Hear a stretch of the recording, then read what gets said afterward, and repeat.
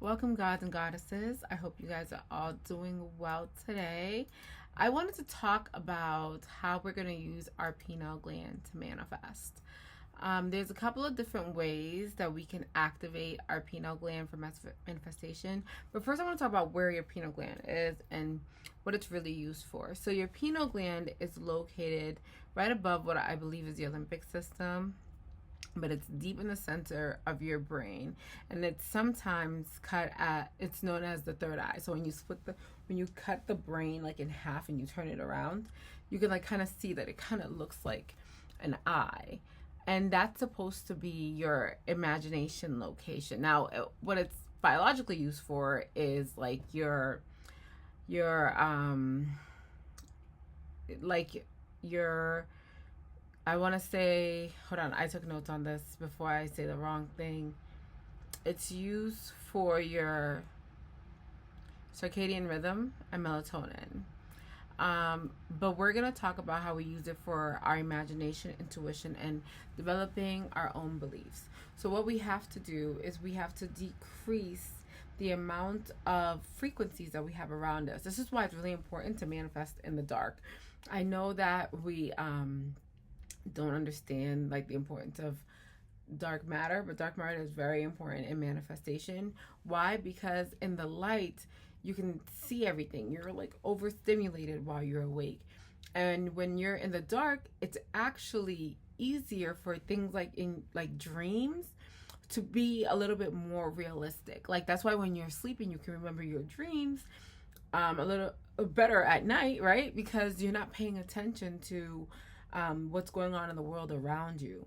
So what you want to do is put yourself in a space where you could lower the vibrational frequencies that are around you so that your mind can emit its own vibrational frequencies and send messages throughout the world using your own body's neurological connection to the world to bring in what you really want. Nothing needs to be chased, nothing needs to be forced. When you are in a state of manifestation. So whatever your deep desires are can come back up and you can have access to them. So you want to make sure that your body is safe, that you are calm, and that your emotions are coherent, and allow your perspective to shift into your own dream state. Now, they use something Dr. Joe Dispenza talks about, breath work. I have to look into that just a little bit more, but I'm going to assume that the breath work happens and it's associated with DMT, the release of DMT. Now your body produces a small amount of DMT, and obviously it like causes you to like have a bigger spurt of imagination. What science tells us is that DMT represents something essential. It's the mind's ability to lose rigid thinking and access new perspective. So if you're trying to manifest things like love, abundance, and confidence, you have to expand your awareness in that space and in the darkness. So we talked about how darkness reduces the external stimulation, and the nervous system then relaxes. So if you are looking to get and enter into a receptive state, I want you guys to do this with me. I want you right now to close your eyes. I'm going to be looking at you because I'm watching myself being recorded. I'm paying attention to the time.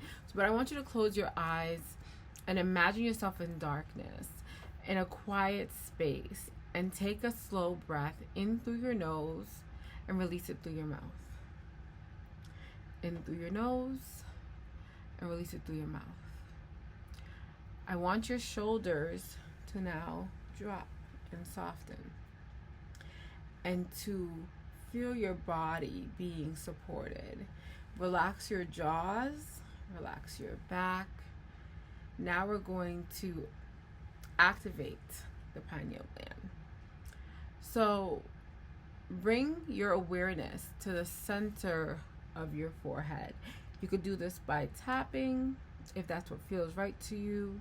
You could do this by just doing your own breath work, but there should be no effort, no strain. I want you to then imagine a soft indigo or a violet light glowing. This is not about seeing it physically, this is about sensing it, because your attention to that light is enough.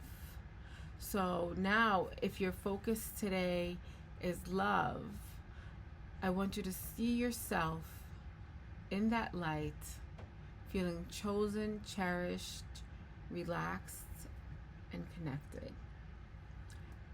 If your focus for today is abundance, I want you to see yourself moving through life with ease, provision, and trusting yourself.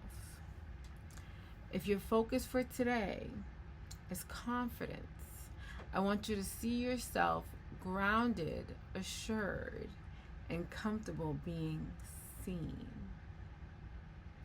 Okay, this is just a really quick activity that you can do right now to keep you calm, and just as a quick reminder to your body of how to activate your pineal gland.